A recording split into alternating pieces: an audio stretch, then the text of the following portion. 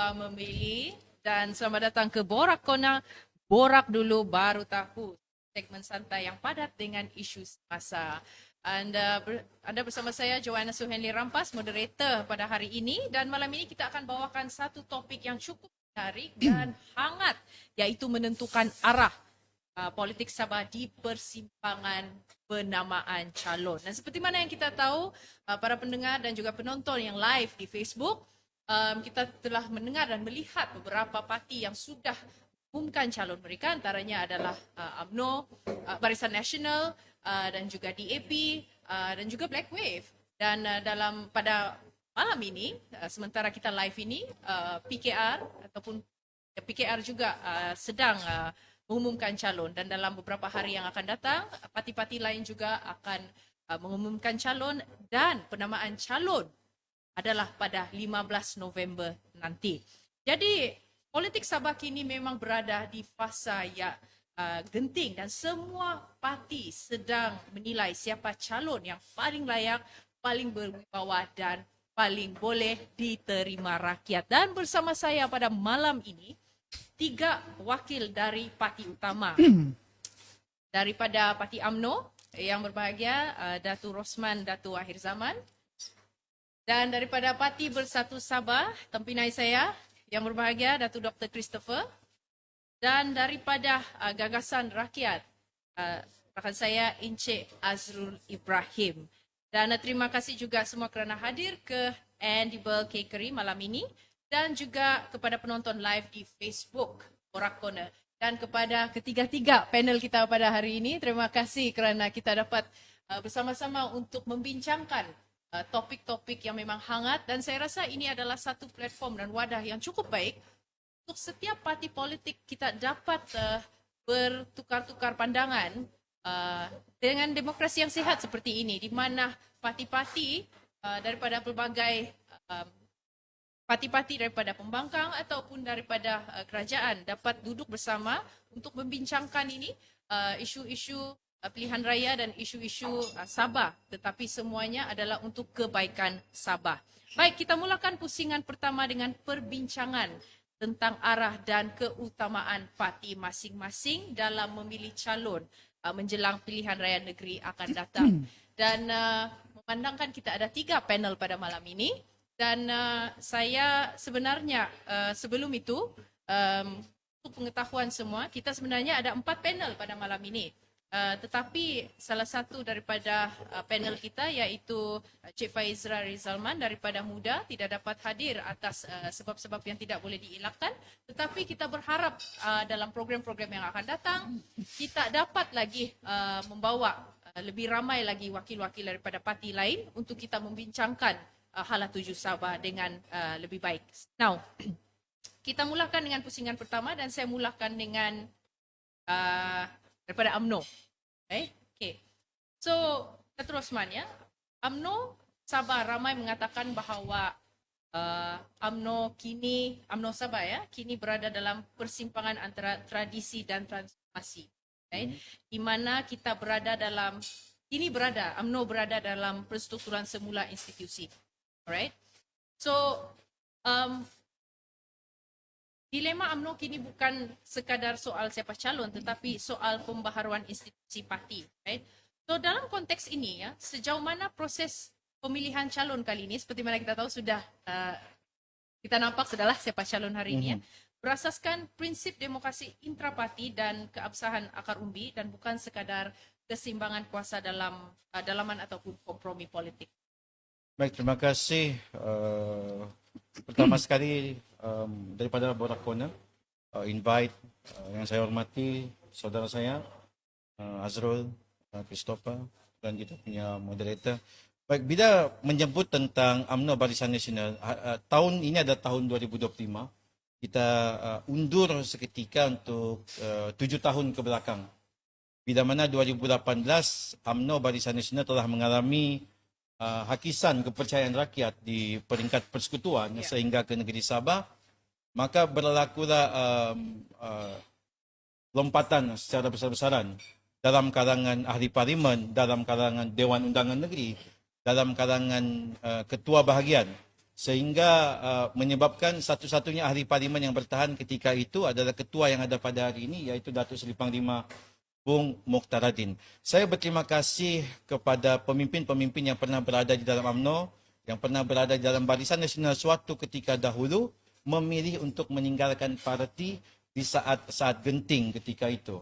Jadi itu adalah satu proses yang pada saya berlaku secara semula jadi, Okay. di mana hakikat yang terjadi itu sememangnya memberi tamparan yang hebat kepada UMNO Barisan Nasional, tetapi ianya merupakan satu proses yang diperlukan untuk menjadikan UMNO Barisan Nasional itu sebuah parti yang benar-benar boleh diremajakan. Dan apabila pada tahun 2020 Datuk Seri Panglima Muhammad Syafiee bin Haji Abdal, entah dia tengah mimpi apa, dia mahu juga buat pilihan raya pada tahun 2020, dan dalam keadaan itu pun kita masih belum bersedia. Tetapi kita masuk pilihan raya ketika itu Saudara Zul masih di dalam Bersatu, juga PBS salah satu di dalam Perikatan Nasional kan. So kita jalinkan kerjasama dan sedaya upaya menumbangkan warisan pada tahun 2020. Alhamdulillah kita dapat membentuk sebuah kerajaan. Dan pada tahun 2022 sekali lagi berlaku pilihan raya. Kan? Pilihan raya umum, yes, dalam keadaan itu kita terus menawarkan muka-muka baru sehingga pada tahun 2025. Jadi bila kita menyebut tentang UMNO Barisan Nasional, kita sudah melalui proses yang sangat panjang, proses yang sangat sulit, khususnya dalam mengetengahkan pemimpin-pemimpin di peringkat negeri ataupun di peringkat-peringkat bahagian, ataupun di peringkat calon-calon yang kita ketengahkan. Pada tahun 2020, 80% yang dicalonkan oleh UMNO Barisan Nasional datang dalam kalangan wajah-wajah baru. Kemudian pada tahun 2022 demikian juga. Dan pada tahun 2025 yang baru diumumkan petang tadi, hanya 2-3 orang saja yang kita boleh takrifkan sebagai pemimpin-pemimpin lama yang pernah berada di dalam yang pernah berada dan masih kekal di dalam UMNO Barisan Nasional. Sebagai contoh, Datuk Seri Panglima Dr. Saleh Said Keruak, pemimpin pernah menjadi ketua menteri. Maknanya dia pernah memimpin kabinet negeri, juga di peringkat persekutuan sebagai menteri komunikasi. Yang kedua, kita ada Datuk Borkiah di calon PITAS, di mana beliau juga pernah berkhidmat di bawah kerajaan negeri Sabah. Selebihnya itu tidak pernah berkhidmat. Selain daripada Datuk Seri Panglima Bung Mokhtaradin lah. Jadi kalau kita kira, kita ambil 3 ni lah. 1, 2 dan 3. Jadi selebihnya itu adalah dalam kalangan wajah-wajah baru. Satu risiko yang sangat besar, tetapi langkah berani daripada Ketua UMNO Sabah, daripada UMNO Barisan Nasional untuk menawarkan sesuatu yang baru kepada negeri Sabah. Jadi dalam konteks pemilihan calon kali ini, yang paling penting rakyat Sabah kena tahu calon UMNO Barisan Nasional, calon PBRS, calon daripada MCA sekalipun, bukan datang daripada orang-orang Semenanjung. Tetap juga datang dalam kalangan darah Sabah, orang Sabah, rakyat Sabah. Sebab ini naratif yang sering dimainkan. Hakikatnya sehingga hari ini, dulu-dulu pun, tidak pernah kita bawa orang Semenanjung jadi calon tempat kita. Sehingga hari ini kita kekalkan begitu kerana apa? Kerana kita tetap utamakan seperti apa yang disebut oleh Datuk Seri Panglima Dr. Saleh Said Keruak, UMNO Barisan Nasional tetap mengutamakan orang Sabah nombor 1. Okay. Terima kasih atas jawapan yang begitu bernas sekali. Namun bagaimanapun kita melihat ya, daripada since Rosman telah mengatakan bahawa memang orang Sabah, right, yang menjadi calon. Dan namun kita melihat naratif di luar sana yang mana sentimen Sabah persabahan itu ya, sangat kuat, right, pada pilihan raya kali ini. Dan di mana kita lihat Barisan Nasional, obviously UMNO ini adalah parti daripada Semenanjung. Jadi bagaimanakah UMNO, terutamanya pemuda ya, boleh menepis naratif seperti ini dan menunjukkan bahawa you can be in the same resonance and the same tone dengan sentimen yang kita lihat di Sabah sekarang. Baik, menjawab kepada soalan itu sangat bagus. memang dalam mana-mana perkara yang kita lakukan, kita perlukan slogan untuk membangkitkan semangat. Ya. Tetapi dalam konteks Sabah for Sabahan, sangatlah tidak sesuai bila mana kita bawa aja dalam konteks politik semata-mata. Kita kena bawa aja dalam konteks yang lebih besar. Saya tidak menolak Sabah for Sabahan. Dan itu adalah identiti kita. Saya setuju kepada Sabah for Sabahan. Tetapi jika ruang lingkupnya hanya diletakkan kepada konteks politik, maka Sabah for Sabahan itu akhirnya hanya menjadi satu retorika. Hanya menjadi satu sentimen. Hanya menimbulkan semangat rasa marah, rasa emosi. Kerana hakikatnya kita tidak boleh hidup dengan slogan semata-mata. Masalah utama kita bukan tentang parti lokal ataupun parti nasional ataupun tentang Sabah for Sabahan. Masalah kita air, elektrik, jalan raya dan juga jaringan telekomunikasi. So ini kita punya keutamaan. Keutamaan kita bukan menghalau parti nasional ataupun parti Semenanjung. Sebab itu saya selalu bertanya, kalau mau halau UMNO Barisan Nasional keluar daripada Sabah, mau diletak ke mana UMNO Barisan Nasional ni? Negeri Selangor, Johor, Pulau Pinang, Kedah, ke mana mau dibawa? Kerana hakikatnya dia tidak dibawa ke mana-mana. Sifatnya itu adalah sifat nasional, nasionalis. Bersifat kebangsaan. Hanya berbeza pendaftaran sahaja. Tetapi hakikatnya tetap aspirasi, perjuangan tetap kepada orang Sabah. Oh, ada mengatakan bahawasanya kita akan mengikut telunjuk pemimpin-pemimpin di Malaya. Adakah Tan Sri Musa Aman suatu ketika dahulu memimpin UMNO Barisan Nasional kita lemah? Adakah dia mengikut telunjuk pemimpin-pemimpin di Putrajaya dan Kuala Lumpur? Demikian juga Datuk Seri Panglima Muhammad Syafiee bin Haji Abdal. Adakah pemimpin kita begitu bodoh, begitu bebal, mengikut telunjuk 100% daripada pemimpin Malaya? Hakikatnya perkara itu tidak terjadi. Tetapi bila mana mereka berubah parti, mengubah rumah mereka, maka berubahlah juga nada-nada mereka. Okey. Jadi ini terus kita tanya pula dengan Encik Azrul ya daripada rakyat. Okey.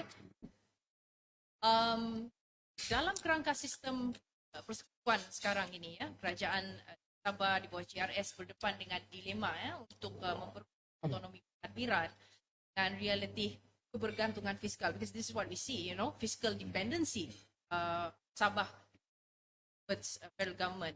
So dalam konteks coalition dynamics ini, federal state bargaining, bagaimanakah GRS ya mengimbangkan antara aspirasi Sabah for Sabahan dengan keperluan untuk penyelarasan dasar dan juga when we look at dalam pilihan raya kali ini, GRS akan bersama-sama coalition dengan PH, right? Dan di mana kita mendengar bahawa daripada pemimpin-pemimpin atasan GRS mengatakan bahawa GRS wants to be dominant, tetapi masih membawa aspirasi Sabah for Sabahan itu. So, how do you balance that? Bagaimanakah ini boleh diseimbangkan? Ya, kalau kita tengok track record ya, saudari Joanna, dalam tempoh 5 tahun pentadbiran kerajaan yang dipimpin oleh Datuk Seri Panglima Haji G, kita telah melakar pelbagai kejayaan. Sebut saja soal hasil, soal pelaburan, soal peluang pekerjaan. Kemudian kalau kita sebut soal menuntut hak yang terdapat dalam MA 63 dan Perlembagaan Persekutuan, juga kerajaan Gabungan Rakyat Sabah ini ada rekod yang boleh dibanggakan.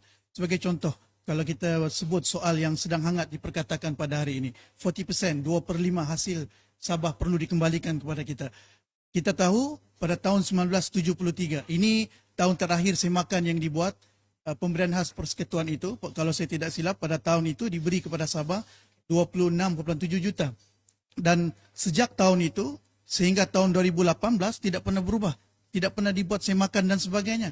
Kemudian pada tahun 2019 barulah ada cubaan daripada kerajaan negeri pada ketika itu untuk meningkatkan sedikit pemberian khas persekutuan, kalau saya tidak silap, pada kadar 53.4 juta ketika zaman warisan pemerintahan negeri pada masa itu. Tapi tidak berjaya dan Alhamdulillah berkat wisdom yang ditunjukkan oleh Datuk Seri Panglima Haji G yang mengemudi negeri Sabah sejak tahun 2020, 2022, pemberian khas persekutuan kepada Sabah dapat dinaikkan 4.7 kali ganda daripada 53.4 juta kepada 125.6 juta dan naik lagi pada tahun 2023 kepada 300 juta dan naik lagi kepada 600 juta pada tahun 2025 tahun ini. Ini adalah track record.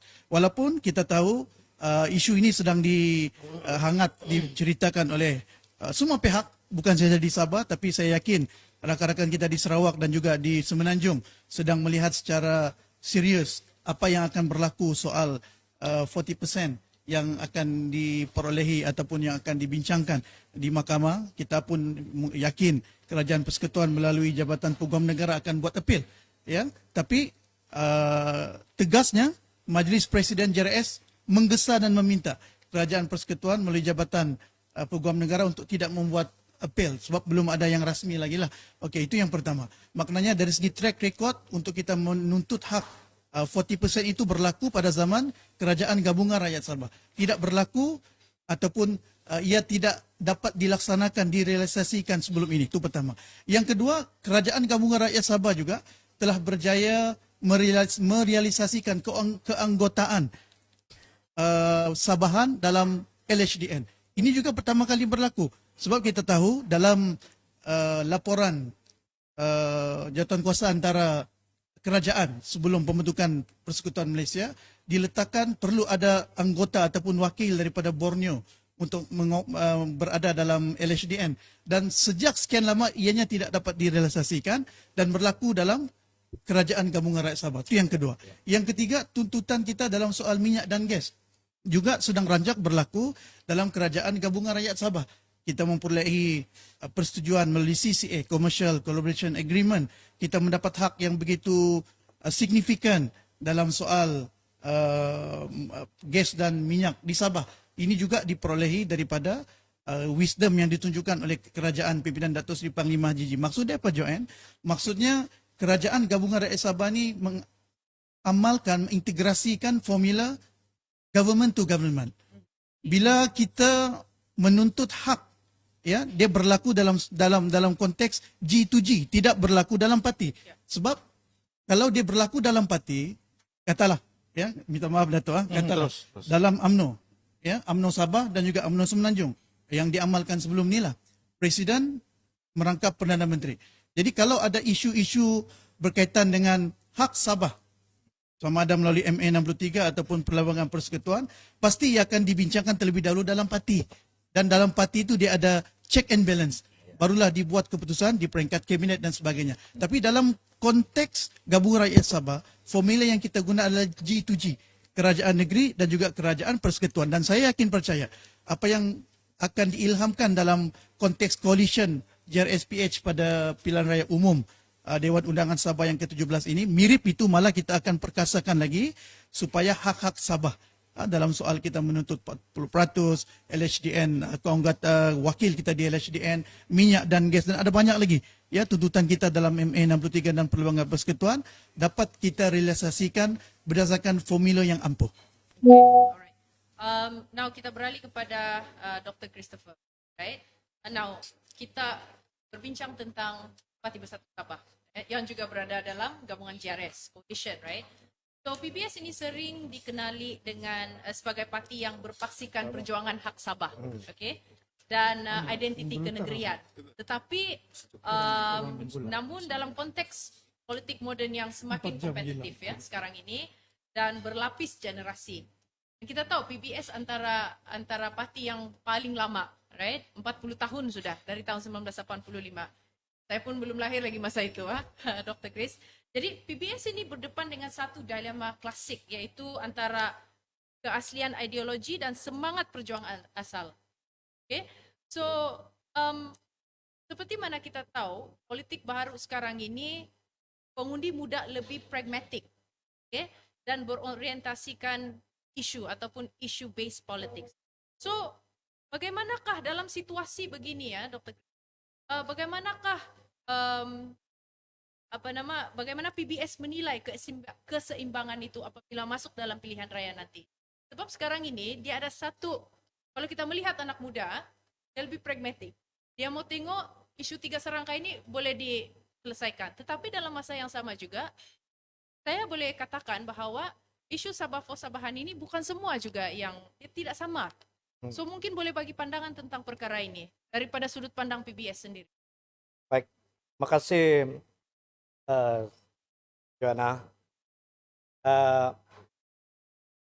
Dari segi pandangan kita dalam parti PBS ini seperti mana yang disebutkan tadi, dia agak tua lah. Kita antara parti yang paling lama di Sabah yang bertahan. Tapi PBS ini dia mempunyai satu struktur yang kita telah warisi daripada pengasas kita yang sangat tersusun sebenarnya. Sebab itu kenapa kita bertahan. Baik dalam konteks bagaimana kita menyeimbangkan antara isu lama dengan isu baru. Di dalam PBS ini kita telah berbincang panjang. Kali ini maklumlah parti yang agak tua ini dia kadang-kadang terbawa isu yang lama. Tapi bagi kami di PBS, terutama sekali kami di pemimpin-pemimpin muda yang muncul di dalam Parti Bersatu Sabah, kita sentiasa berbincang dengan pemimpin senior, dengan pemimpin-pemimpin muda. Sebab itu kita akan melihat kepada sentimen keperluan asas parti sebelum itu dan keperluan semasa. Baik dari segi pandangan kita dengan masalah 3 serangkai ini, sebenarnya masalah ini kita telah warisi turun-temurun sebenarnya. Sebab itu apabila 2018, apabila Barisan Nasional mengalami kekalahan pada ketika itu, PBS telah mengambil keputusan untuk bersendirian. Sebab kita melihat apabila kita sentiasa masih berada dalam konteks kepompong Barisan Nasional itu, kita tidak mempunyai kebebasan bersuara bagaimana untuk kita menyuarakan masalah ini dapat diselesaikan. Jadi kita telah mengambil keputusan untuk bersendirian dan kita menyuarakan hal-hal ini supaya dapat diselesaikan. Dari segi memang PBS ini agak terkenal dengan perjuangan MA 63. Ini isu lama yang kita perjuangkan, even dalam pelembagaan kita pun tertulis MA 63 ini. Tetapi bagi kami di kepimpinan PBS itu, dalam masa yang sama kita mengenang sejarah. Tapi dalam masa yang sama kita juga tidak boleh terlalu fundamental dengan sejarah. Kita kena menilai bagaimana untuk kita menyelesaikan masalah dalam konteks keadaan suasana yang berbeza dengan suasana yang sebelumnya. Contoh, apabila PBS mengambil keputusan untuk berpisah dengan Barisan Nasional pada ketika itu, tetapi dalam masa yang sama kita masih bekerja sama dengan Barisan Nasional.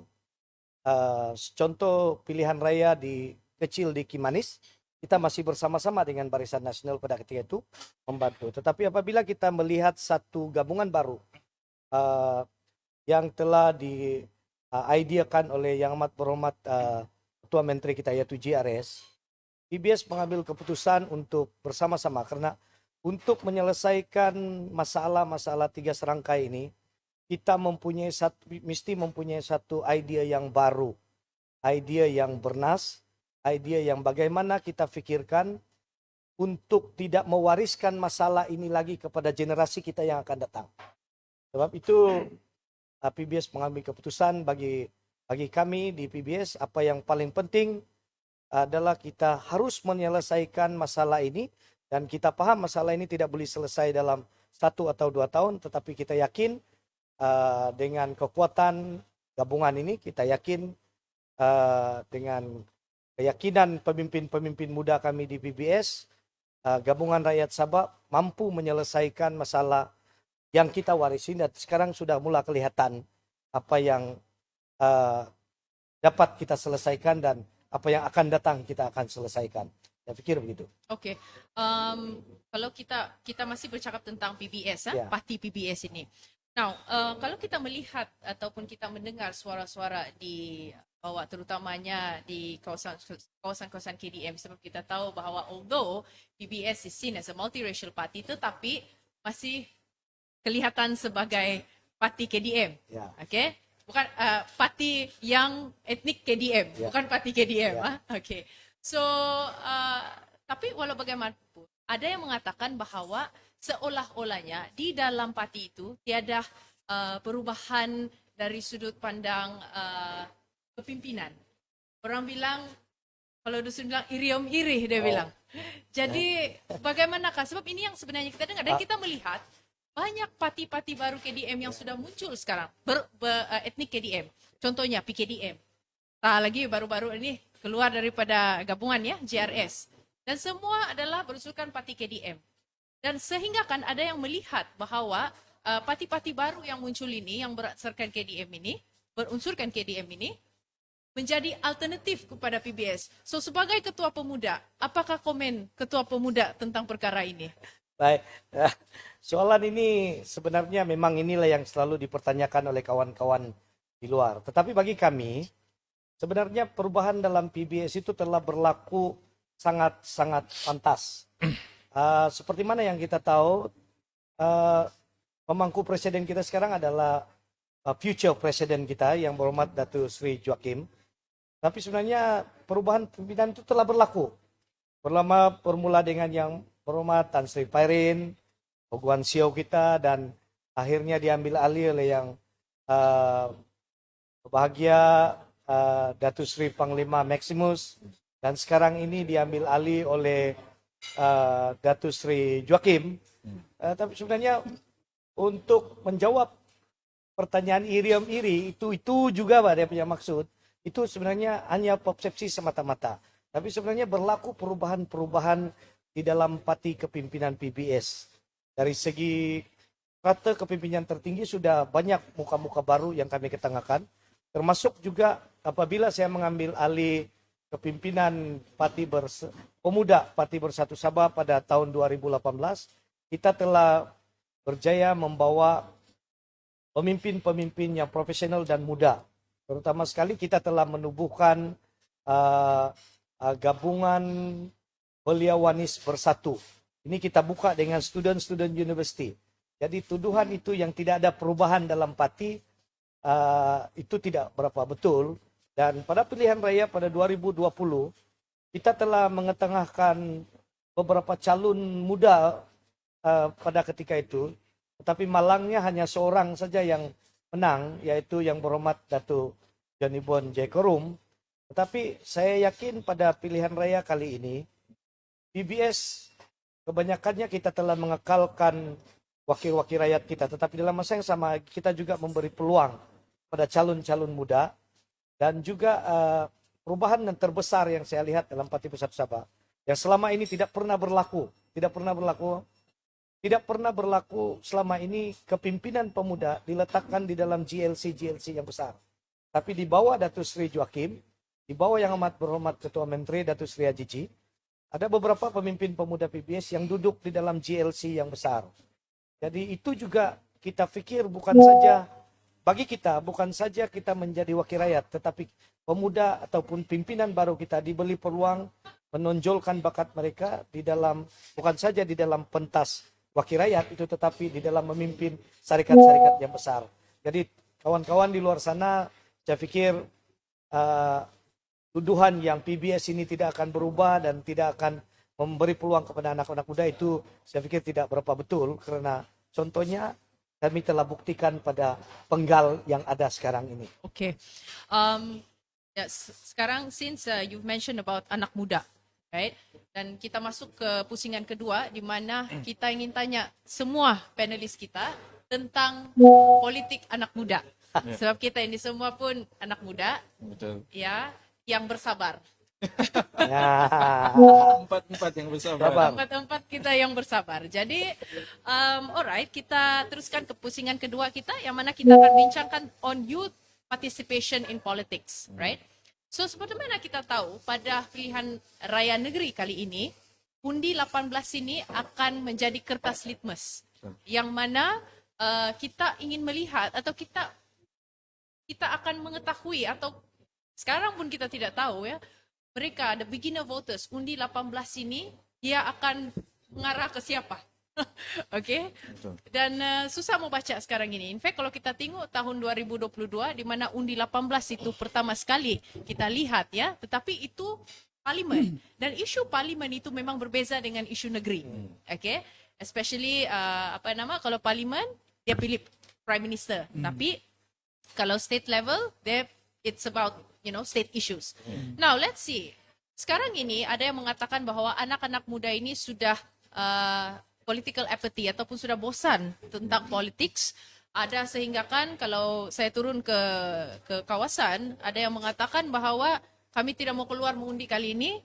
Salah satu daripadanya ialah terlampau banyak parti yang bertanding. Betul. Calon pun tidak tahu.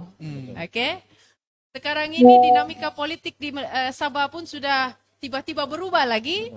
Apabila ada yang letak jawatan, kemana sudah kita mau pergi sekarang ini? Alright. Dan saya tidak nafikan dan saya tidak boleh salahkan anak-anak muda ini. Terutamanya mereka yang baru umur 18 tahun, okay, beginner voters. Sebab bukan saja mereka belum berapa, dia orang berapa tahu ya tentang demokrasi ini. In fact, this is the first time going to be in the democratic system. Tetapi dalam masa yang sama, parti atau siapa calon pun orang tidak tahu mana satu mau pilih. Yes. Alright. Jadi maka dengan itu saya ingin tanya ketiga-tiga parti, okay, wakil parti, dan saya mulakan daripada UMNO. Apa perubahan yang paling praktikal untuk kita melihat ya, dan apa sebenarnya ya parti atau kerajaan terlepas pandang dalam usaha untuk menarik golongan muda ini untuk lebih faham dan juga berpartisipasi dalam politik. Sebab dia dua saja sekarang. Either dia akan turun mengundi ataupun kalau dia mengundi, dia akan tanya, ikut bapak mama sejalan. Dia tiada pemikiran dia sendiri. Betul. So, daripada UMNO mungkin kita mau dengar, dan selepas itu daripada PGRS and then daripada PBS juga. Silakan. Baik, bila kita bercakap tentang first voters lah kan, Yes. 18 tahun dan ke atas, satu perkara yang kebimbangan kita adalah bila mana kita tidak tahu arah angin mana yang dorang mau ikut. Sebab sejarah membuktikan pada tahun 2022, kita punya negarawan Malaysia, Tun Dr. Mahathir bin Mohamad pun kalah di Langkawi. Yes. So itu adalah satu message yang sangat jelas bahwasanya apa-apa saja boleh berlaku di negeri Sabah untuk tahun 2025. Cuma pada asasnya, kebimbangan saya pertama adalah saya takut kalau anak muda ini kehilangan minat dalam konteks kita berpolitik di negeri Sabah. Kerana bosan, kita sudah try Barisan Nasional, kita sudah try Warisan, kita sudah try GRS. Tapi keadaan itu sepertinya sama-sama saja. Yang kita nampak, pemimpin-pemimpin kita bergaduh satu sama lain. So akhirnya dorang ambil keputusan untuk tidak mau terlibat dalam politik. Padahal asas kepada sebuah negara itu adalah dasar dan juga polisi. Dasar dan polisi yang baik itu datang daripada amalan politik yang baik dalam kalangan parti-parti yang stabil. Jadi ini message yang perlu kita sampaikan kepada anak muda, terutama dalam kalangan first voters.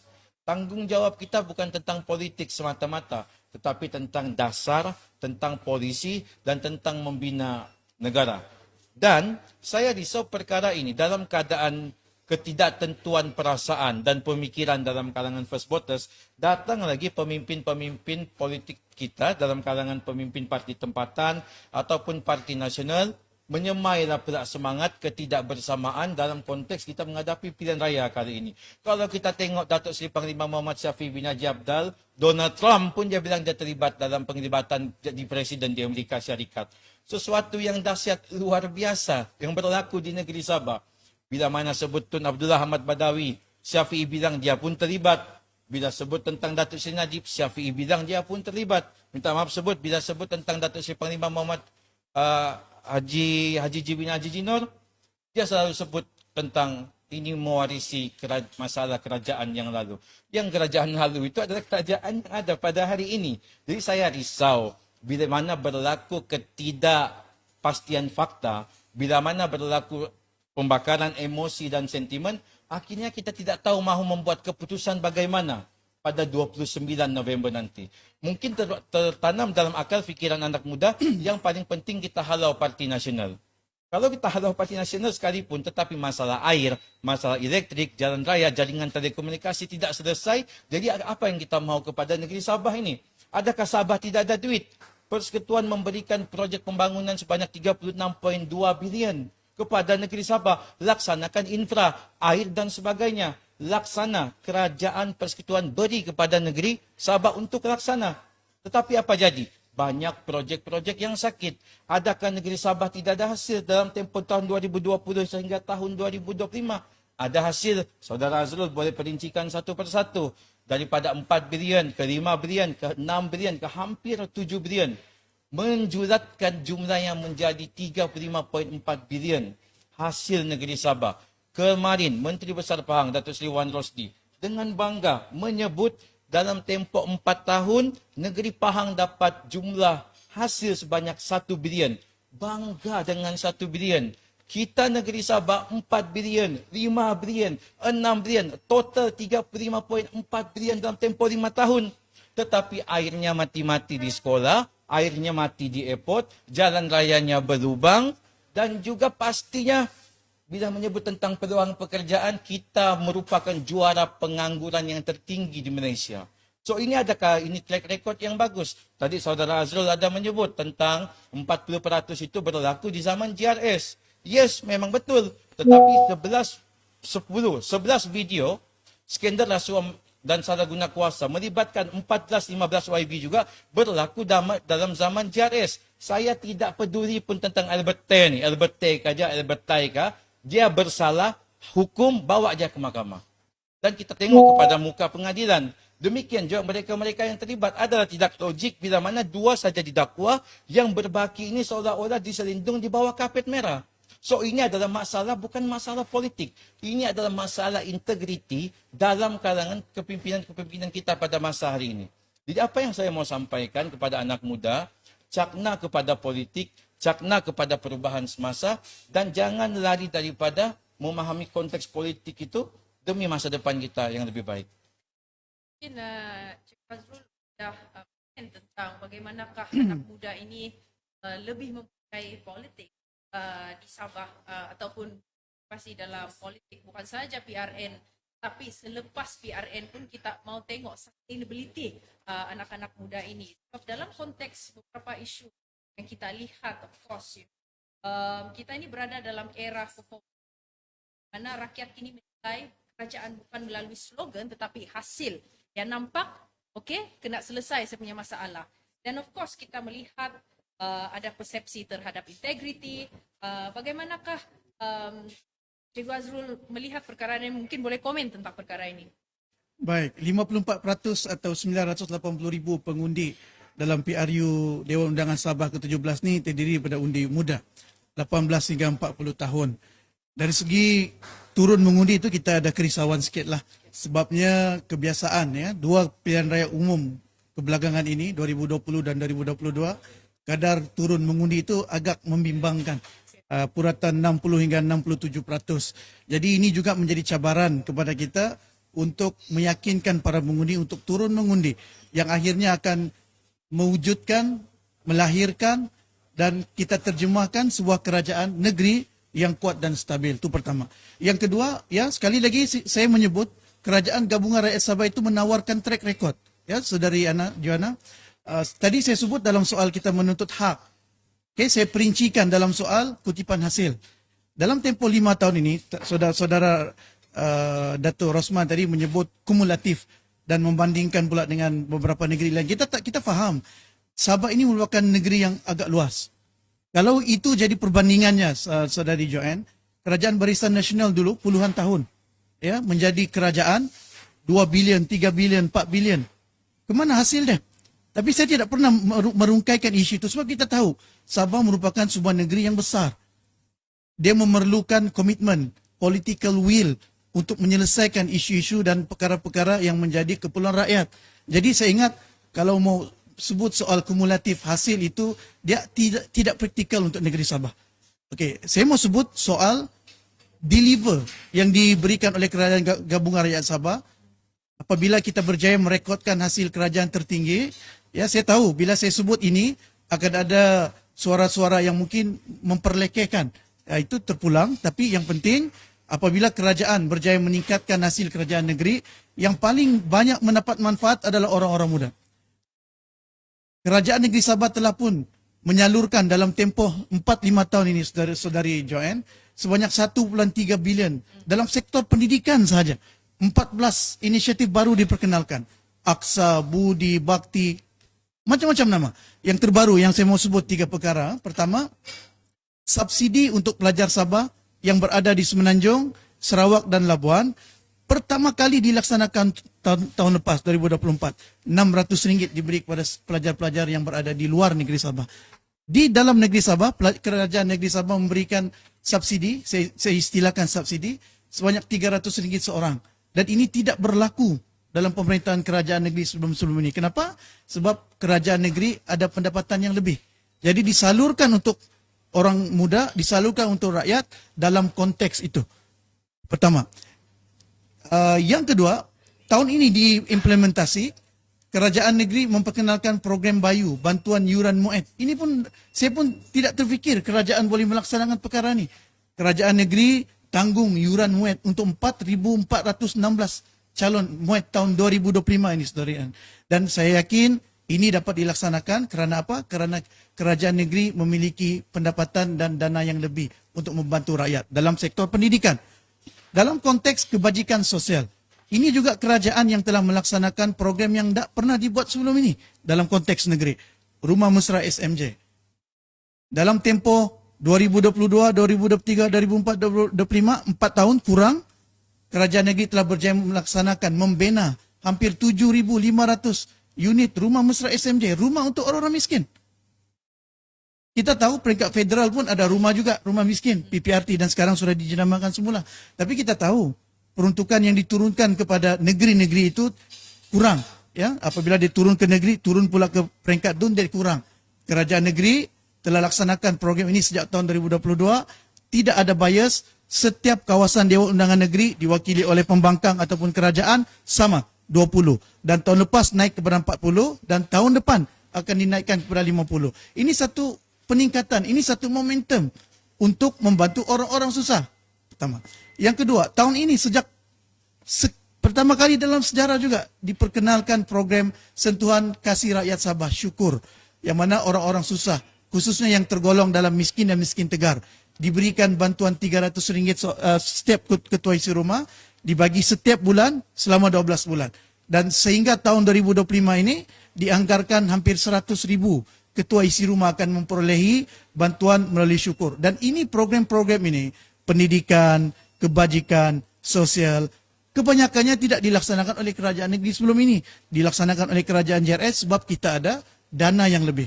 Dan dana itu dipulangkan kembali kepada rakyat dalam konteks pendidikan, dalam konteks kebajikan, dalam konteks sosial. Ya, kita tahu masih ramai yang perlu bantuan, kita tahu sebab Sabah ini memiliki rakyat yang begitu ramai orang miskin. Ya, dari segi geografinya, dari segi lokalitinya, saya yakin dan percaya dalam tempoh setahun, 2 tahun hingga 5 tahun ini, lebih banyak manfaat untuk rakyat boleh diperkasakan oleh kerajaan gabungan rakyat Sabah. Kalau kita mau sebut soal pembangunan modal insan, kerajaan gabungan rakyat Sabah juga mengangkat orang muda dalam konteks pembangunan modal insan, dilaksanakan fellow SMJ. Ada ramai sudah kita punya graduan fellow SMJ yang berjaya. Dan saya tengok penganjur program ini, Borak Corner ni pun ada kalangan kita punya mantan fellow SMJ, Adun Belia Sabah, dan pelbagai platform lagi diberikan kepada orang muda. Saya sebut ni Saudari Joanne sebab saya yakin dan percaya orang-orang muda ni dia melihat track record.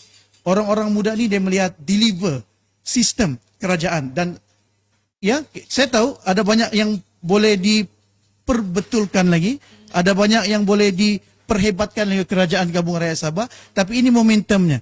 Momentum untuk melihat orang-orang muda ada hope terhadap kerajaan ini. Kalau kita sebut soal 3 serangkai yang sering disebut oleh beberapa pemimpin, soal air, jalan raya dan elektrik. Saya sebut Joanne, hubungan strategik kerajaan negeri dan persekutuan dalam tempoh 5 tahun ini. Dalam soal air sebagai contoh, sejak tahun 2021, kerajaan negeri telah laksanakan pelbagai projek infra air ini. Dan kebanyakan projek ini yang bermula dari 2021, ada yang mula 2022, ada yang mula 2023, majoriti ataupun kebanyakan projek infra air ini akan siap tahun depan. Sebab itu ada pemimpin tertentu ni, dia berani sebut, dia yakin untuk selesai masalah air setahun. Memanglah dia yakin. Sebab projek-projek ini sudah pun dimulakan oleh kerajaan gabungan rakyat Sabah sejak tahun 2021. Sebut saja, loji rawatan air Kogopon 2 di Papar, loji rawatan air Telibong 2 Fasa 2 di Tamparuli, Empangan Cinta Mata di Tawau, menambah baik, menaik taraf sistem bekalan air di Sempurna, di Lahad Datu, di Sandakan. Ini dimulakan oleh Kerajaan Gabungan Rakyat Sabah buat empangan hidro di Ulu Padas Tenom. Ini projek strategik Kerajaan Negeri, Kerajaan Persekutuan dan juga JLC. Ini dilaksanakan oleh Kerajaan Gabungan Rakyat Sabah. Soal jalan raya yang menjadi perdebatan kita rakyat Sabah. Kita tahu, macam saya pun masih dalam kategori orang muda. Kita pun agak marah juga kenapa isu jalan raya ini tidak selesai-selesai sejak sekian lama. Kerajaan Persekutuan sebelum ini telah ada idea untuk melaksanakan jajaran Pen Borneo Highway. Ini satu projek yang begitu bagus, saudara-saudari. Saya tidak boleh tolak. Ya, ini fakta-fakta. Bila kita sebut soal fact is fact. Pen Borneo Highway ini yang sepatutnya siap lebih awal tapi tertangguh disebabkan oleh kelemahan dasar. Pada tahun 2019 kita semua tahu apabila Kerajaan Negeri dan Persekutuan berubah, PDP projek kontraktor lebuh raya Pen Borneo diubah, tidak sempat dilantik yang baru, akhirnya projek itu tergendala. Apa Kerajaan Gabungan Rakyat Sabah bersama dengan Kerajaan Persekutuan dari tahun 2020 sehingga 2025 lakukan? Kita segerakan pertama procurement fasa 1B. 19 package dalam fasa 1B selesai pada tahun 2023-2024 dalam Kerajaan Gabungan Rakyat Sabah. 15 ataupun 16 package dalam fasa 1A. 4 siap dan kebanyakannya siap akan pada tahun ini, tahun depan dan akhir tahun 2027. Ini komitmen Kerajaan Gabungan Rakyat Sabah dengan hubungan strategik Kerajaan Persekutuan. Selain daripada itu, ya, kalau kita mau sebut soal jalan negeri dan juga PBT. Kerajaan negeri ada inisiatif untuk menaik taraf jalan. Projek SRT 2 dan 3. Ini ilham ataupun inisiatif kerajaan negeri sendiri. Menaik taraf jalan gravel di kawasan luar bandar yang dilaksanakan sejak tahun 2023. Ya, telah ada kumulatif hampir 100 km. Projek SRT 2 dan SRT 3, saya sebut balik menaik taraf jalan gravel kepada jalan berturak yang dilaksanakan daripada tahun 2023 hingga 2025 telah pun siap. Ini dilaksanakan oleh Kerajaan Gabungan Rakyat Sabah. Soal elektrik, ini pun menjadi perdebatan juga. Kita tahu 3 serangkai ini sering dimomokkan sebagai kegagalan kerajaan, bukan saja Kerajaan Gabungan Rakyat Sabah, juga kerajaan sebelum-sebelum ini. Sebab kita tahu ini adalah legacy issue. Isu yang diwariskan oleh kerajaan sebelum itu, ataupun kerajaan sebelum itu, kepada kerajaan baru yang memerintah negeri Sabah, elektrik. Ya, alhamdulillah saudari Joanne, ini agak jarang diperkatakan sebab projek yang dilaksanakan dengan usaha sama Sabah Electricity dengan wisdom yang ditawarkan oleh Suruhanjaya Tenaga Sabah ini, sekarang kita dalam pelaksanaan 27 projek yang berstatus strategik. Hampir 5 bilion jumlah peruntukan yang diberikan baik melalui kerajaan negeri ataupun kerajaan persekutuan dan sedang berjalan. Mini hydro di Tenom.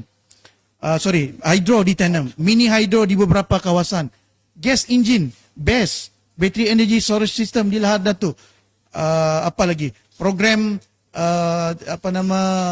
Southern Link yang akan dilaksanakan pada tahun depan diumum oleh PMX pada baru-baru ini. Projek penyambungan grid daripada Sarawak ke Sabah. Ada banyak, Joanne.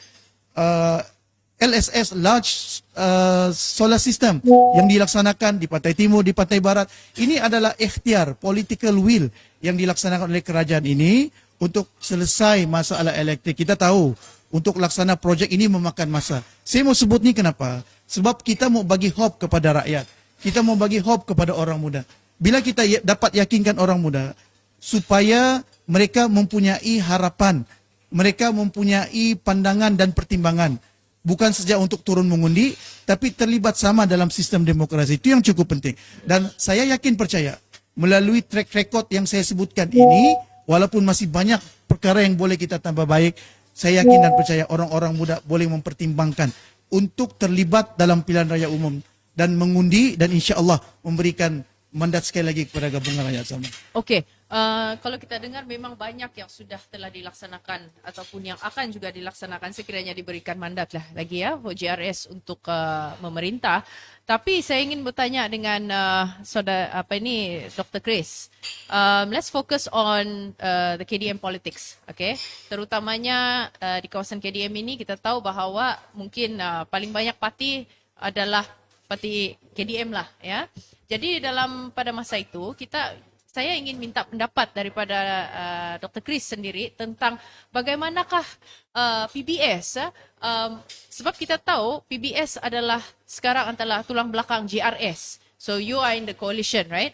Bagaimanakah PBS dapat menarik kepercayaan anak muda ini bukan saja untuk mengundi PBS tetapi untuk juga mengundi GRS, sebab ini persoalan yang kita mau, sebab you are both a coalition. So itu mungkin pandangan daripada PGRS, tapi daripada PBS pula, how would you accommodate PGRS in order for you to ensure that pengundi ini akan percaya, sebab seperti mana kita tahu persepsi itu lebih kuat sekarang, walau social media kita tengok apa saja yang kau simpan di social media yang tidak betul pun jadi betul, yang betul pun jadi tidak betul. Jadi daripada pandangan Ketua Pemuda PBS sendiri, daripada kita lihat the KDM politics is so fragmented, bagaimanakah PBS memainkan peranan untuk menarik anak muda ini? Baik, sama sekali saya pikir anak muda kita sekarang ini diorang sudah tidak sabar untuk turun mengundi pada RU Negeri Sabah kali ini. Saya agak sedikit berbeza dengan pandangan dari sahabat saya dari UMNO. Saya tengok anak muda pada kali ini, diorang bukan ragu untuk turun, tetapi mereka sudah tidak sabar untuk memperterjemahkan kepercayaan mereka kepada parti-parti politik. Kenapa saya katakan begitu? Seperti mana yang dikatakan tadi, sekarang ini yang palsu boleh jadi betul, yang betul boleh jadi palsu. Anak muda sekarang ini mereka telah dididik dengan satu pendidikan yang baru. Memang kita paham pendidikan anak muda, politik anak muda di Sabah agak sedikit ketinggalan dengan Semenanjung, di kawan-kawan kita di Tanah Melayu. Tetapi saya pikir pemimpin muda di Sabah, anak-anak muda di Sabah, terutama sekali force voters yang akan mengundi pada pilihan raya ini, mereka sebenarnya telah menunjukkan satu reaksi yang mereka tidak sabar untuk turun dan menerjemahkan pandangan mereka dalam peti undi. Ya, itu satu. Yang kedua, bagaimana kita menarik undi anak muda ini supaya mengundi bukan saja calon dari PBS tetapi calon daripada GRS. Karena pada pilihan raya akan datang ini PBS tidak turun dengan bendera PBS. Berbeza dengan pada tahun 2020, kita turun dengan bendera kita sendiri. Tetapi pada tahun ini, kita turun dengan bendera GRS. So, kita semua dalam GRS akan turun dalam bentuk bendera menggunakan flag GRS. Saya pikir apa yang telah dilakukan oleh kerajaan negeri yang ada sekarang, especially yang dipimpin oleh GRS, boleh membuka mata kepada pemimpin ataupun pengundi-pengundi muda ini, seperti mana yang disebutkan oleh Cikgu Azrusno tadi. Sahabat saya daripada UMNO mengatakan kita juga terlibat dengan kes-kes rasuah, tetapi saya pikir kita kena mendidik anak muda kita. Kita tidak boleh meracun mereka dengan pandangan politik kita. Kita kena mendidik mereka. Seseorang yang dituduh bersalah boleh dituduh bersalah setelah mahkamah membuktikan itu adalah betul atau tidak. Tetapi selagi mahkamah tidak membuktikan itu ada rasuah ataupun bersalah, kita tidak boleh kelaskan mereka itu bersalah.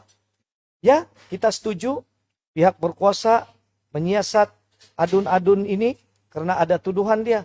Tetapi juga kita juga mau pihak berkuasa menyiasat yang menyebarkan mengatakan dia adalah perasuah. Setuju. Nah, kita setuju itu, kita tidak perlu. Tapi saya pikir anak muda sekarang mereka cukup paham.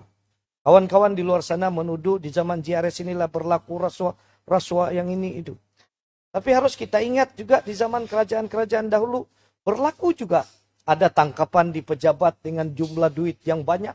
Tetapi kita tidak boleh mengkelaskan kerajaan itu rasuah karena mahkamah belum membuktikan bahwa itu bersalah. Kita hanya boleh mengkelaskan mereka itu bersalah setelah mahkamah membuktikan. Termasuklah juga Albert. Kita tidak boleh tuduh Albert bersalah selagi mahkamah tidak membuktikan beliau adalah bersalah. So, saya pikir anak muda perlu dididik dengan yang ini. Apa yang telah berlaku dan telah dilakukan oleh JRS, bagi Kadazan Dusun, saya ingat, inilah pertama kali budak-budak ataupun pengundi-pengundi muda ini merasai lebih daripada apa yang pernah mereka dapat dahulu. Kalau kita dahulu, barangkali di zaman saya, kita seperti mana yang disebutkan oleh Saudara Azrul tadi, kita tidak pernah merasai ini semua. Tetapi di zaman kerajaan ini, kita telah merasai, pengundi-pengundi muda remaja ini merasai seperti apa yang telah diberikan dan dibuat oleh kerajaan kita. Jadi saya pikir pengundi-pengundi, terutama sekali pengundi-pengundi muda di kawasan Kadazan Dusun, mereka cukup berterima kasih apa yang mereka dapat daripada kerajaan. Cukup mereka merasai apa yang telah dapat.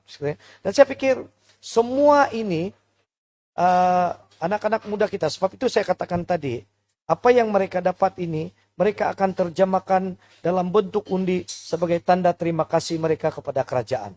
Memang anak-anak muda kita ini sukar kita tebak, tetapi saya pikir apa yang telah dilakukan oleh kerajaan JRS, apa yang dilakukan oleh kepimpinan kerajaan negeri yang ada sekarang ini, seperti mana kerajaan JRS tidak menjanjikan bulan dan bintang itu turun dengan secara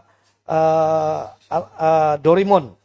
Tetapi kita telah membuktikan, kerajaan ini telah membuktikan yang kerajaan ini mesra dengan anak muda.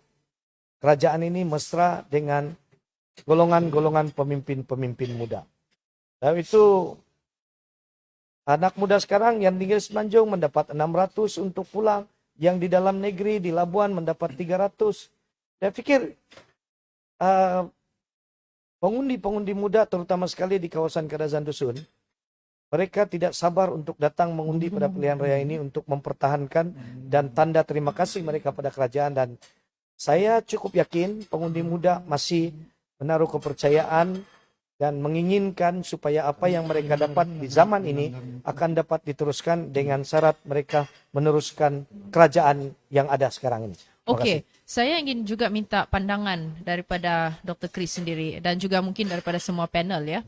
Dalam kajian baru-baru ini yang telah kita buat, kita melihat bahawa 83% daripada beginner voters kita ataupun 18 hingga 21 tahun ini, mereka melihat politik di social media.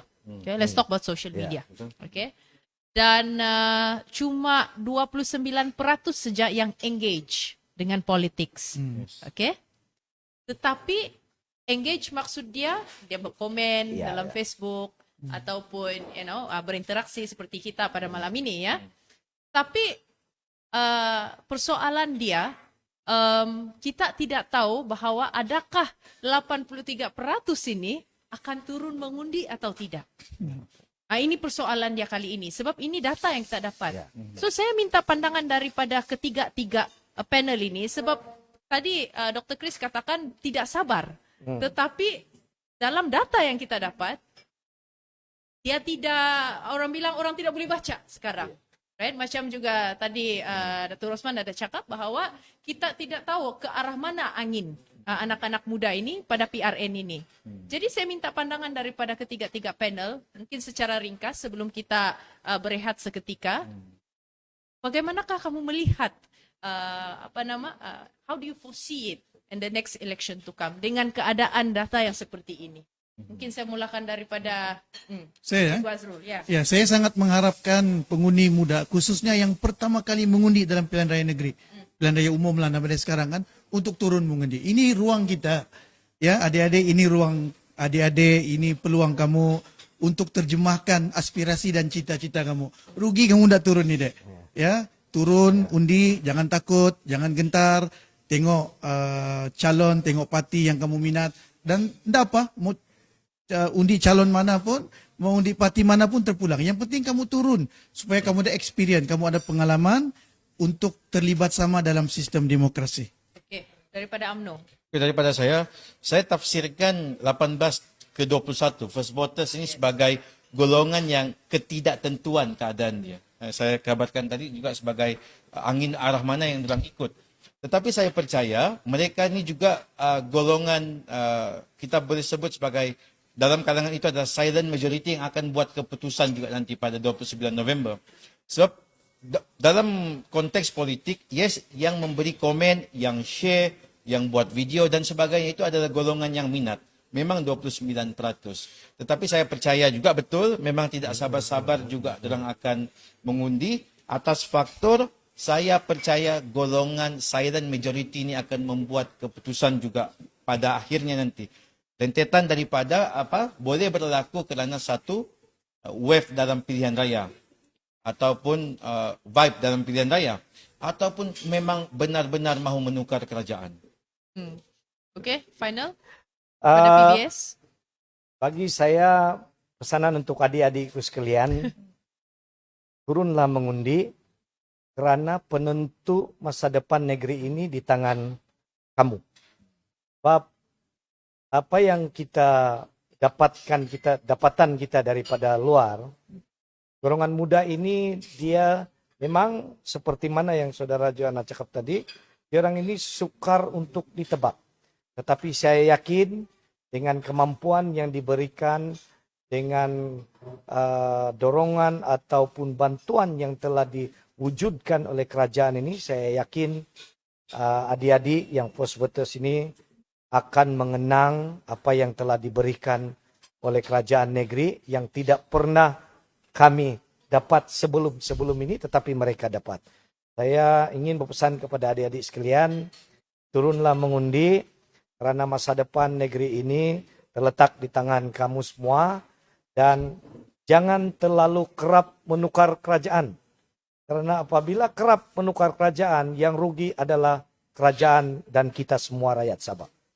Sesuatu kerajaan yang stable, yang tidak kerap ditukar kepimpinan kerajaannya adalah kerajaan yang mampu bersaing dari segi pendapatan dan kapital pendapatan negeri.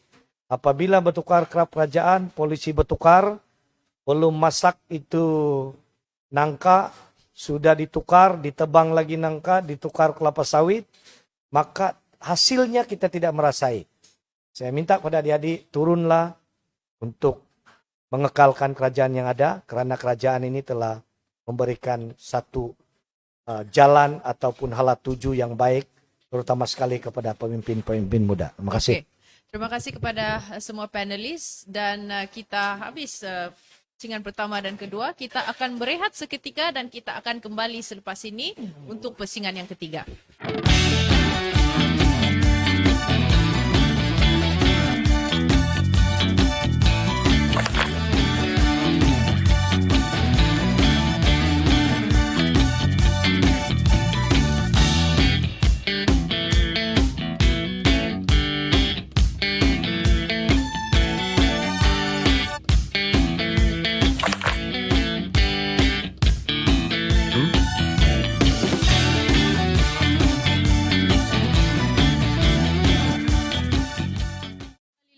Ke Borak Corner dan pada hari ini kita bersama dengan 3 panelis yang hebat. Mereka adalah daripada UMNO, daripada PBS dan juga daripada Gagasan Rakyat. Dan soalan seterusnya atau pusingan seterusnya adalah pusingan yang terakhir yang di mana kita ingin tanya tiga panelis ini tentang isu yang paling hangat ya dalam PRN kali ini. Iaitu isu tentang masa depan Sabah, iaitu keputusan Mahkamah Tinggi berhubung hak 40% Sabah yang menimbulkan ketegangan politik kerana ia dilihat bercanggah dengan semangat MA 63 dan tindakan itu dianggap usaha untuk mungkin di mana ada ura-ura yang mengatakan bahawa federal government akan merayu kepada AGC, namun itu akan kita tahu tidak lama lagi. Tetapi walau bagaimanapun apa yang keputusan yang diambil oleh federal government, saya ingin tahu pandangan daripada UMNO, right? UMNO suatu ketika dahulu telah menjadi arkitek utama dalam Persekutuan Malaysia. Okay? You've been the government for so long until kalau kita lihat di Sabah lah, ya, daripada tahun 1994 sehingga 2018. Okay? Now kini berdepan dengan ujian tentang isu. Now you're facing isu 40% hasil Sabah ini. Dan sejauh mana UMNO sanggup untuk menyokong pelaksanaan hak tersebut untuk Sabah? UMNO Sabah, we're talking about UMNO Sabah. Baik, terima kasih. Bercakap tentang 40%. Selepas Mahkamah Tinggi mengeluarkan satu keputusan arahan kepada Persekutuan untuk menaikkan perkara-perkara yang termaktub dalam MA 63 khususnya 40%, Datuk Seri Panglima Bung Muhtaradin dengan jelas, Ketua UMNO Sabah, menyatakan bahawasanya pihak kerajaan persekutuan tidak perlu untuk membuat rayuan kepada AGC berkenaan dengan perkara itu dan segera laksanakan perkara-perkara yang termaktub di dalamnya. So itu adalah pendirian tegas Ketua UMNO Sabah, Datuk Seri Panglima Bung Muhtaradin, pendirian jelas daripada Datuk Seri Panglima Dr. Saleh Said Keruak, Bendahari UMNO Sabah dan kepimpinan-kepimpinan di peringkat UMNO Sabah. Baik, dan saya selaku anak muda pengarah komunikasi UMNO Sabah, saya sering mengatakan soal hak yang termaktub dalam MA 63 bukan tentang soal politik semata-mata. Dan dia bukan diperjuangkan oleh orang-orang politik sahaja. Dia mesti diperjuangkan oleh keseluruhan rakyat Sabah dalam konteks politik, dalam konteks NGO, ataupun secara individu. Tuntasnya mesti diselesaikan secara ataupun mesti diperjuangkan bersama-sama. Masalah yang terjadi ketika ini bila mana SLS berjaya mengemukakan perkara ini melalui proses undang-undang, maka berkeluaranlah klaim demi klaim, tuntutan demi tuntutan daripada pelbagai parti. Yes, termasuk kepada kita lah di peringkat UMNO Barisan Nasional. Tetapi adakah tuntutan itu berdasarkan ataupun klaim itu berdasarkan kepada rekod ataupun fakta ataupun dia auta semata-mata. Sebab saya tengok hampir semua parti, termasuklah pejuang terpaling tempatan dikatakan Datuk Seri Panglima Dr. Jeffrey Kitingan, ya, dan juga Yong Tekri daripada SAPP. So saya tidak ada masalah tentang soal sedemikian. Tetapi hakikatnya dalam proses 40% itu bukannya dilakukan oleh orang-orang politik, tetapi dituntut melalui proses undang-undang. So apa yang perlu dilakukan oleh orang-orang politik bukan klaim di antara satu sama lain. Ini adalah hasil daripada kerja parti-parti sedemikian, parti lokal ataupun parti nasional. Sebab hakikatnya kita sebut tentang PBS, PBS juga berada di dalam Barisan Nasional pada tahun 2002 sehingga 2018. Bila mana kita sebut tentang APCO, APCO juga berada di dalam Barisan Nasional. Demikian juga USNO, LDP, SAPP. Jadi bila mana diletakkan, katakanlah kelemahan 40% itu datang daripada Barisan Nasional. Yes, saya akui kenapa ada kelemahan. Sebab hari ini juga belum tertunai kepada kita. Sehingga hari ini. Adakah di bawah Barisan Nasional saja? Di bawah Pakatan Harapan 1.0. Tun Dr. Mahathir memimpin Malaysia.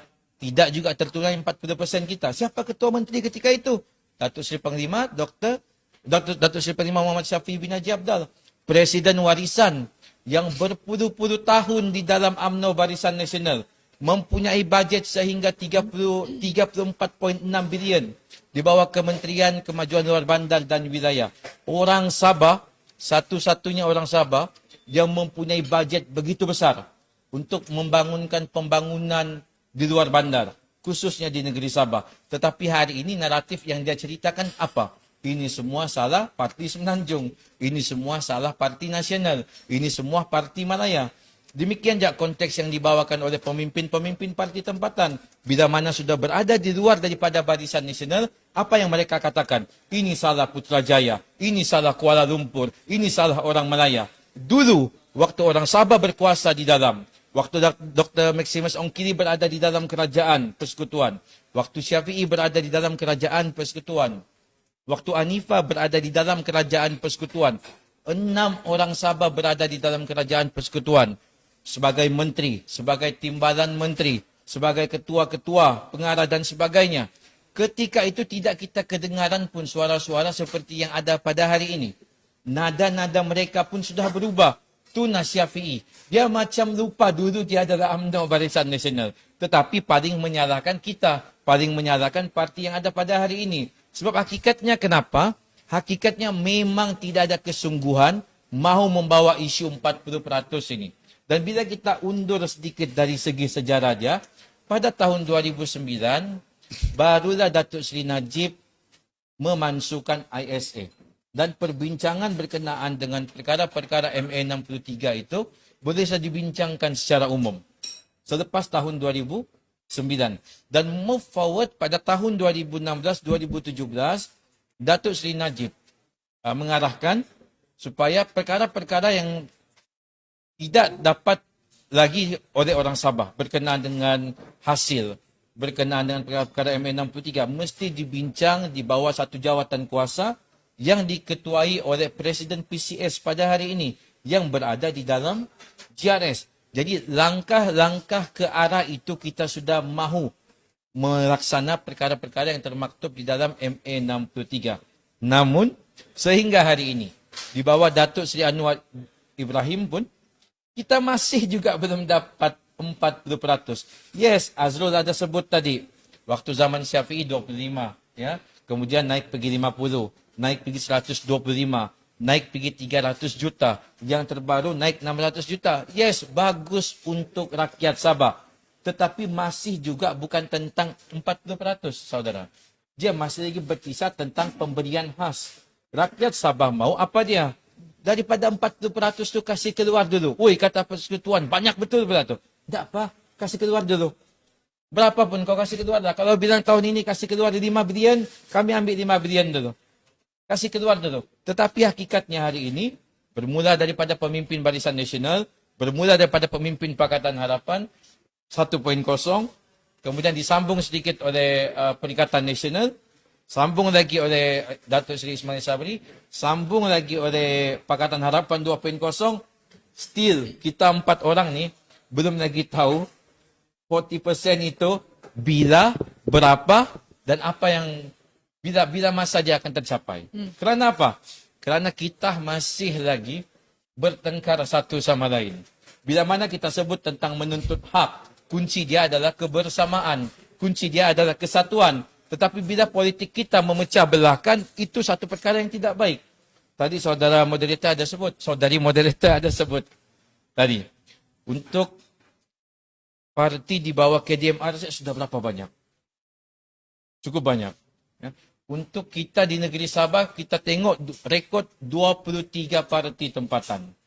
Jadi bila kita sebut 23 parti tempatan, di mana semua pemimpin-pemimpin parti tempatan ini mahu supaya kita bersatu. Rakyat Sabah bersatu untuk menuntut hak. Tetapi persoalan saya selaku anak muda yang menyokong Parti Nasional UMNO Barisan Nasional, kenapa pemimpin-pemimpin di atas itu tidak bersatu seperti Sarawak dulu?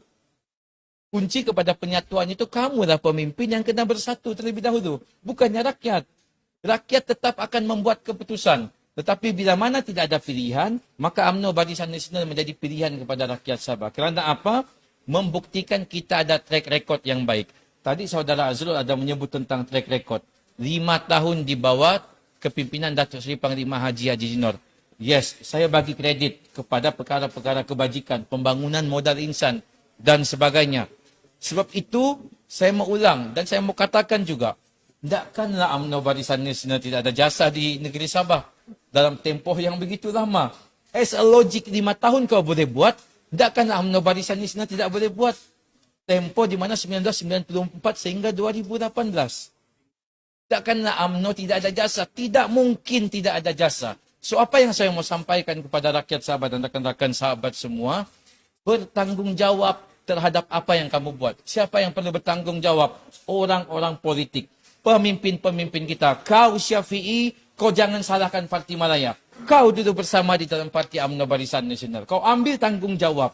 Datuk Seri Najib memberi kau kuasa 34.2 bilion untuk tadbir Malaysia dan memberi keutamaan kepada rakyat Sabah dari segi pembangunan. Datuk Seri Panglima Haji Jinor tadi ada disebut oleh Azrul dan juga Christopher, kita mewarisi legasi kegagalan kelemahan urus tadbir sama ada dari segi air, elektrik dan jalan raya. Saya orang UMNO muda, saya minta bertanggung jawab saya. Kasih tahulah, yes, kami lah yang gagal tu dulu. Parti tidak pernah gagal. Parti itu alat, platform. Ataupun lebih mudah, parti itu hanyalah kenderaan saja. Bila mana berlaku pelanggaran di traffic light. Tidak pernah saya nampak kereta sama kereta ini bergaduh satu sama lain. Yang bergaduh itu pastinya pemandu-pemandu dia. Inilah yang berlaku di negeri Sabah. Sampai berbicara seekon kita ya. Inilah yang berlaku di negeri Sabah. Pemimpin salahkan parti yang pernah dia menjadikan dia lebih baik suatu ketika dahulu. Kita adalah politik muda. Saya harap Saudara Azul. Saya kenal Saudara Azul daripada zaman universiti. Kami sama-sama dalam aspirasi. Kami sama-sama dalam UMNO. Demikiannya Saudara Christopher, saya kenal sebab dia selalu best Datuk Bung. Datuk Bung saya punya bos. Tapi it's okay. Yang paling penting kita boleh duduk begini. Sebab asas kita mau melihat perubahan kepada masalah 4 serangkai. Air, elektrik, jalan raya dan jaringan telekomunikasi. Asas kita 4 yang bersabar ni adalah mau 40% tu kau bagi. Kami tak mau 600 juta, 800 juta. Tadi PMX pergi buat. Kita marah, orang Sabah marah. Kau jawab begitu kepada kami pula. Even you PMX, tapi kami politik muda, kami ada right, kami ada keberanian, kami mau melihat Sabah yang lebih baik. Sekian, terima kasih. Okey, di sini saya boleh simpulkan bahawa UMNO Sabah juga ya, they are fighting for 40% rights, definitely. Tetapi very interesting sini, di mana yang telah dikatakan oleh daripada UMNO, Saudara Datuk Rosman, yang mana the issue here is leadership. Okay, you can be in any parties, tetapi kalau leadership itu gagal, itu masalah dia. Jadi saya mau tanya pula daripada GRS. So both of you are from GRS, Cikgu Azrul dengan Dr. Chris. Jadi saya mulakan dengan Dr. Chris. Okay, kerajaan GRS ini memang sering menegaskan komitmen terhadap autonomi dan hak hasil negeri. Okay, so kita bercakap tentang 40% masih ya. So tadi sudah clear daripada UMNO bahawa they are for 40%. And on top of that, di sini kita boleh lihat bahawa isu 40% ini kita tolak tepilah parti ini. What we gonna do is kita boleh duduk sama dan kita semua di sini ni 4 orang kita ni kan kita mau 40% itu dilaksanakan dan dikembalikan kepada Sabah. Alright? Dengan apa cara pun. Now, so GRS ya, dalam situasi di mana sekiranya ya AGC memfailkan rayuan terhadap keputusan mahkamah ya. Persoalannya daripada GRS, dua-dua saya mau tanya ya. Adakah GRS akan berani untuk menegakkan hak perlembagaan negeri atau masih terikat dalam politik kompromi ini nanti? Pandangan daripada PBS. Oke, baik. Terima kasih. Saya sebelum itu saya ucap terima kasih kepada Datuk karena dia mengatakan kita mau 40% itu dibayar. Karena itulah aspirasi. Kalau dalam PBS ini kita memang dalam pelembagaan kita termaktub MA 63 termasuk 40%. Cumanya saya harap pandangan Datuk tadi itu diterjemahkan oleh pemimpin-pemimpin UMNO dan Barisan Nasional. Karena saya minta maaf pada Datuk karena ini karena pada satu ketika pemimpin UMNO yang berhormat Datuk Seri Bung mengatakan kalau kita tuntut 40% ini kerajaan federal boleh bankrupt. Dan itu antara yang dikatakan tidak ada hasil juga. Kita tuntut 40% ini. Tapi apa yang dikatakan oleh Saudara Datuk Roslan tadi adalah satu bentuk yang kita setuju. Kita mau together benda-benda ini boleh diselesaikan. Karena bagi kita bukan mengatakan itu kita meminta-minta. 40% ini telah tertulis di dalam perlembagaan Malaysia. Pembentukan kerajaan Malaysia dalam enactment 112D, C, 112C, dan 112D itu memang tertulis. Kau tidak boleh nafikan benda itu adalah tidak boleh dituntut ataupun tidak boleh diminta-minta. Karena kerajaan negeri ataupun kita rakyat Sabah itu bukan permintaan. Itu tanggung jawab yang harus dikembalikan oleh kerajaan persekutuan kepada negeri Sabah. Itu satu. Yang kedua, saya juga mengharapkan supaya kerajaan persekutuan tidak memfailkan rayuan kepada mahkamah. Karena dalam penghakiman mahkamah itu, dia mengarahkan kita kerajaan negeri dan kerajaan persekutuan berunding. Kita mengharapkan kerajaan persekutuan, AG persekutuan tidak memfailkan dan dia lebih memilih untuk berunding dengan kerajaan. Karena kita juga paham kedudukan keuangan dalam Section 112I itu tertakluk kepada kemampuan keuangan. Itu kita paham. Tetapi kalau dia memfailkan rayuan, seolah-olah kerajaan persekutuan menafikan hak yang ada kepada kerajaan negeri dan juga rakyat negeri Sabah. Itu harapan saya. Tentang kenyataan yang amat berhormat Perdana Menteri sebentar tadi, saya minta maaf. Sebagai pemimpin muda, saya tidak bersetuju apa yang amat berhormat Perdana Menteri katakan tadi. Saya minta maaf. Ini saya tidak setuju dengan beliau. Karena dalam perlembagaan persekutuan, tanggung jawab federal untuk memberikan bantuan kepada negeri-negeri yang telah tertulis dalam perlembagaan. Kalau saya tidak silap dalam Section 109 itu, tanggung jawab persekutuan. Tetapi dia tidak boleh samakan dengan 40% itu. 40% itu adalah mutlak. Contohnya dia pungut hasil cukai kita 10 bilion. Dia kena kembalikan 4 bilion itu. Dia kena kembalikan. Tidak tentang gaji kaki tangan awam, tentera, polis, cikgu, jururawat itu tanggung jawab persekutuan. Dia tidak boleh ambil daripada 40% itu untuk digabungkan sekali dan telah dilebih membayar kepada. Karena ini tertakluk dalam tanggung jawab persekutuan. Dalam perlembagaan persekutuan Section 109 itu tertulis memang sudah termakbul. Jadi tidak, saya pikir kenyataan yang amat berhormat Perdana Menteri tadi agak sedikit mengelirukan, terutama sekali kami yang pemimpin muda. Dan saya harap ini bukan disengajakan, tetapi itu adalah kesilapan fakta barangkali. Tetapi harus kita tegaskan kejayaan perundingan di antara kerajaan negeri dengan kerajaan persekutuan sudah berjalan. Saya pernah duduk di jabatan Perdana Menteri sebagai setiausaha politik yang bertanggung jawab tentang MA 63 ini.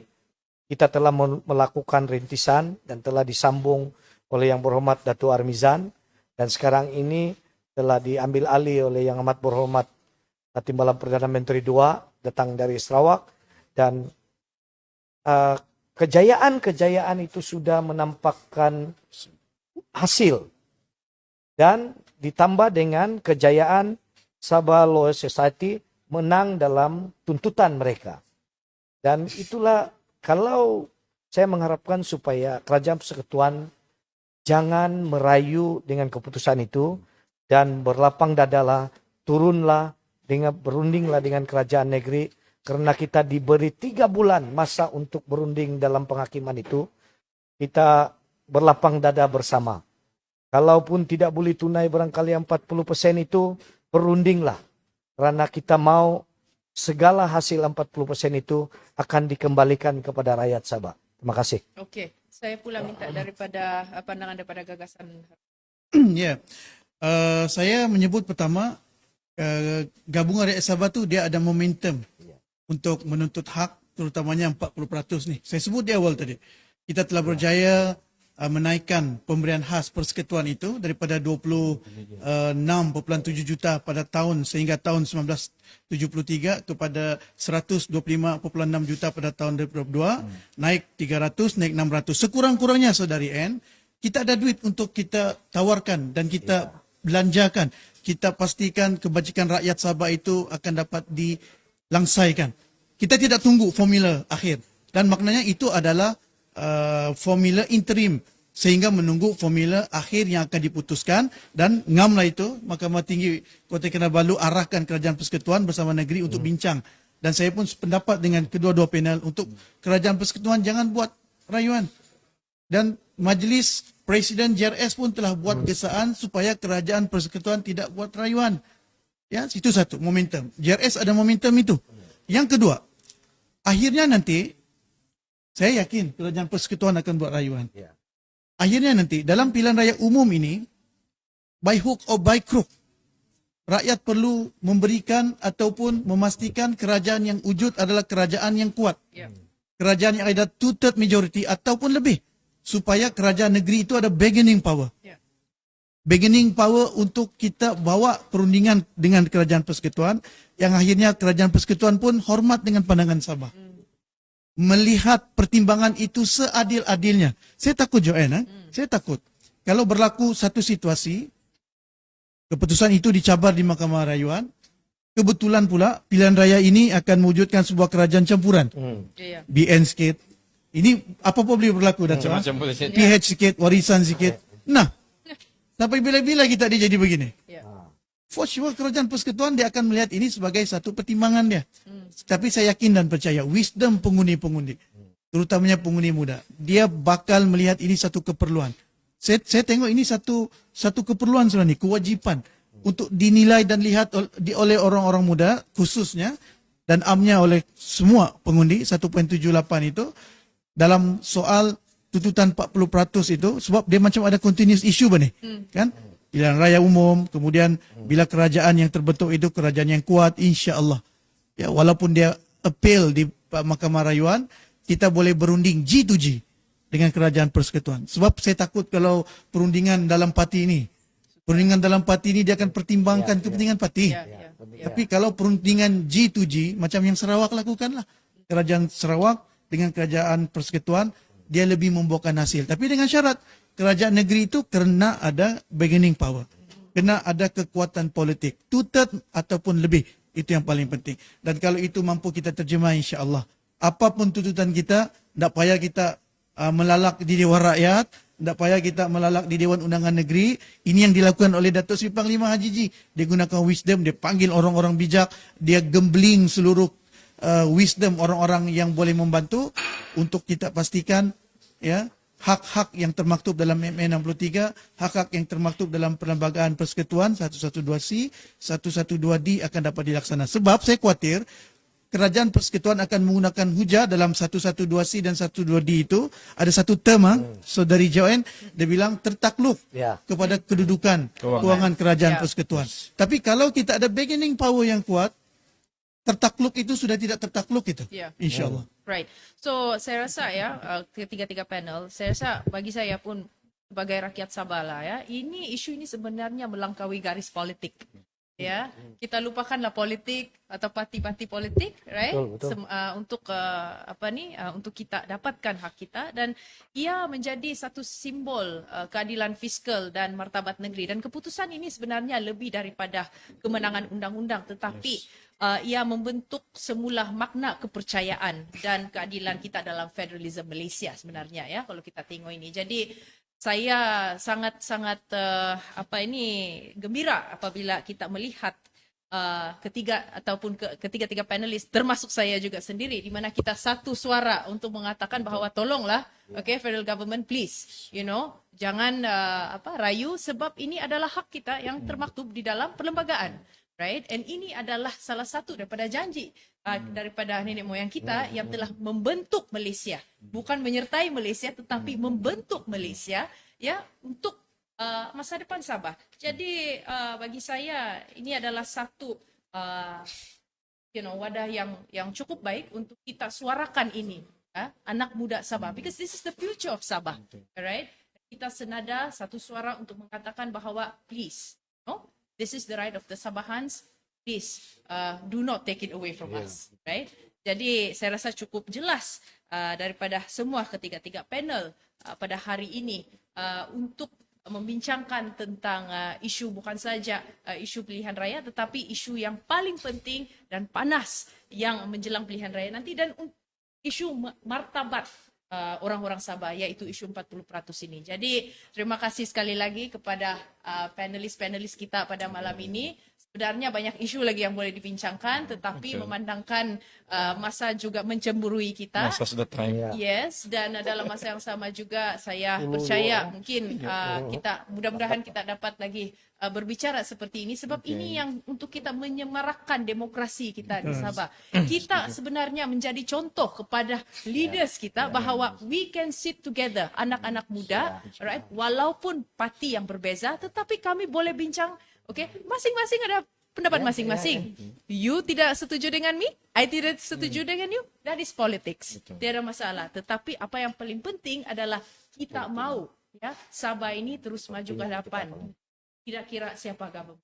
Jadi terima kasih sekali lagi kepada semua yang hadir bersama kami live di Facebook dan juga terima kasih kepada Enable Bakery kerana telah memberikan tempat kita yang cukup cozy ini dan juga di Borak Corner terima kasih kerana bersama-sama kami pada hari ini dan semoga kita berjumpa lagi mungkin di musim akan datang episod maybe akan datang hopefully tetapi walau bagaimanapun jangan lupa untuk turun mengundi pada 29 November nanti sebab masa depan Sabah ini terletak di tangan anda semua. Jadi semoga kita berjumpa lagi. Salam Sabah memilih.